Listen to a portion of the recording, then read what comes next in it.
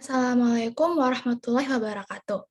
Kami dari Sangga Pencoba kelas 11 IPA 2, pada kesempatan kali ini akan mempresentasikan PowerPoint yang telah kami susun dengan judul Krisis Toleransi Antar Umat Beragama di Indonesia. Next.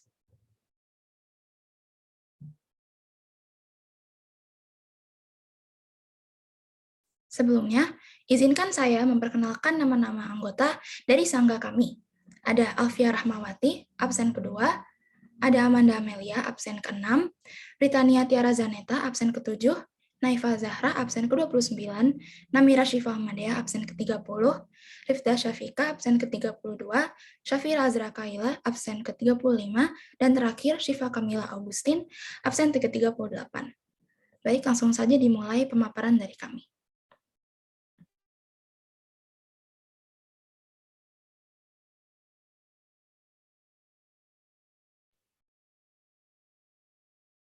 Yang pertama, analisis krisis toleransi antar umat beragama di Indonesia. Indonesia merupakan negara dengan 6 agama resmi dan banyak kepercayaan lokal dan tersebar di penjuru wilayahnya. Populasi agama terbesar di Indonesia merupakan populasi agama Muslim dengan jumlah lebih dari 229 juta manusia yang setara dengan 13% populasi Muslim di dunia. Keragaman dan ketimpangan jumlah penganut agama ini seringkali menjadi penyebab dan komplikasi agama di Indonesia. Yang kedua, ada kebebasan beragama sudah menjadi termaktub pada banyak pasal, salah satu pasalnya yaitu pasal 29 Undang-Undang Dasar Negara Republik Indonesia tahun 1945, bahwa negara menjamin kemerdekaan tiap-tiap penduduk untuk memeluk agamanya masing-masing dan beribadat menurut agamanya. Namun untuk implementasinya, fakta yang kontras justru ditemukannya di lapangan.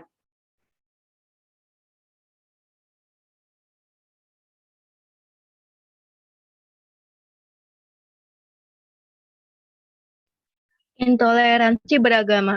Intoleransi adalah suatu kondisi di mana suatu kelompok seperti masyarakat, kelompok agama, atau kelompok non-agama yang secara spesifik menolak untuk menoleransi praktik-praktik para penganut atau kepercayaan yang berlandaskan agama.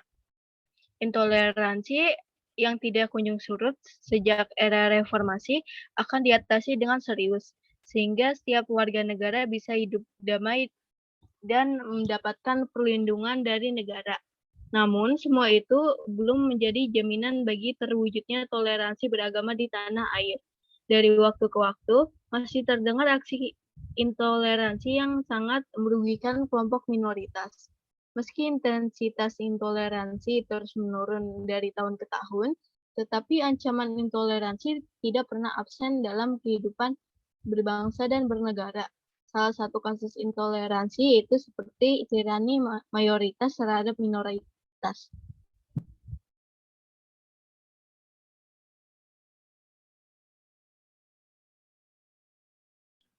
Dampak negatif intoleransi. Dilansir dari situs resmi Kementerian Pendidikan dan Kebudayaan Republik Indonesia, dampak negatif kekurangnya pemahaman atas keberagaman yaitu 1. Adanya perpecahan bangsa yang terjadi karena konflik sosial dalam kehidupan bermasyarakat, bisa karena ekonomi, status sosial, ras, suku, budaya, agama, dan kebudayaan. Kedua, memandang masyarakat dan kebudayaan sendiri lebih baik, sehingga menimbulkan sikap merendahkan kebudayaan lain. Sikap ini mendorong konflik antar kelompok. Ketiga, terjadinya konflik ras antar suku atau agama. Keempat, terjadinya kemunduran suatu bangsa dan negara karena pemerintahan sulit membangun kebijakan. Kelima, kebudayaan partisipasi masyarakat dalam pembangunan. Keenam, menghambat usaha pembangunan dan pemerataan sarana dan prasarana.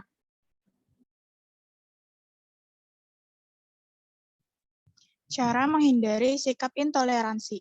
Dalam buku Pluralisme, Konflik dan Perdamaian tahun 2002 oleh Elgas Sarapung, beberapa cara menghindari sikap intoleransi adalah sebagai berikut. Yang pertama, tidak memaksakan kehendak diri sendiri kepada orang lain dan peduli terhadap lingkungan sekitar. Yang kedua, tidak mementingkan suku bangsa sendiri atau sikap yang menganggap suku bangsanya lebih baik.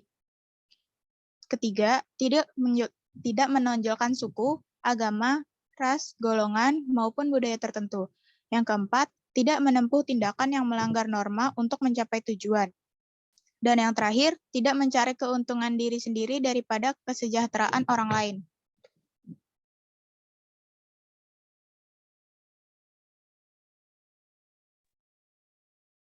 Diusir dari desa karena agama. Di Kabupaten Bantul, kasus intoleransi kebebasan beragama lebih sering terjadi dibanding dengan kabupaten lainnya di Provinsi Daerah Istimewa Yogyakarta. Sebut Aliansi Nasional Bhinneka Tunggal Ika atau ANBTI-Y. Lembaga itu mencatat telah terjadi 7 peristiwa intoleransi di Bantul sejak 2016 hingga 2018 dan bertambah menjadi 8 peristiwa dengan adanya penolakan terhadap Slamet Juniarto. Contoh beberapa kasus intoleransi yaitu pertama, 7 Desember 2016, Forum Ukhuwah Islamiyah atau FUI mendatangi kantor Humas dan Admisi Universitas Kristen Dua Wacana atau UKDW Yogyakarta. Mereka memprotes poster iklan penerimaan mahasiswa baru UKDW yang menampilkan foto wanita berjilbab. Yang kedua, 12 Oktober 2017, pembatalan acara Kebaktian Nasional Reformasi 500 tahun Gereja Tuhan oleh Stephen Tong Evangelistic International atau STMI di Yogyakarta karena ada penolakan dari ormas Islam dengan tuduhan kristenisasi. Yang ketiga, 17 Desember 2018, warga RT 53 RW 13 Purbayan, Kota Gede menolak pemasangan nisan salib di makam seorang warga bernama Albertus Slamet Sugihardi. Warga memotong bagian atas nisan salib. Warga juga menolak adanya doa bagi jenazah di pemakaman dan di rumah keluarga.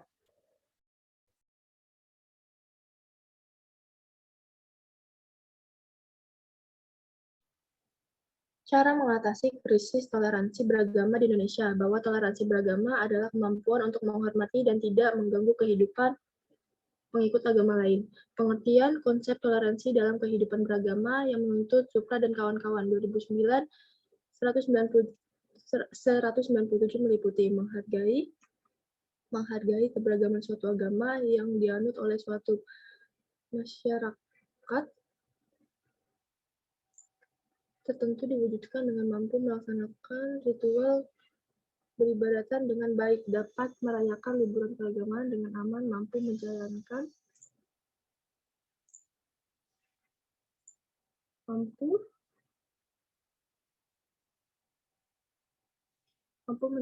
tradisi berdasarkan agama dengan baik tanpa dicampuri tangan pihak manapun, tidak mengganggu kehidupan memeluk agama lain.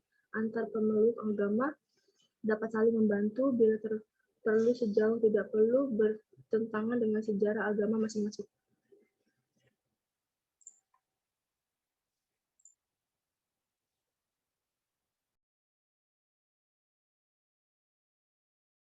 Sekian presentasi dari kami. Apabila ada kesalahan, mohon dimaafkan.